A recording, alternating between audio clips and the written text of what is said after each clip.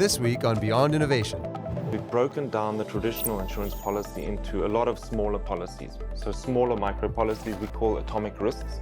It's basically a combination of the object and the risk associated with this, because by breaking it down, we could repackage it around the consumer.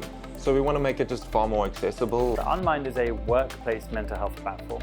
So it does two things. It helps employees in organizations to look after their mental health proactively. And they do that by using our digital platform that we've developed. And the other thing we do is we aggregate and anonymize the employee data so organizations start to really understand how their people are in ways they never could before. Our races are made up into many minute-long heats, so you can experience that thrill of the sport almost immediately. We're literally bringing in such a new audience for so many companies and other people that want to engage in really this next generation of tech-driven sports.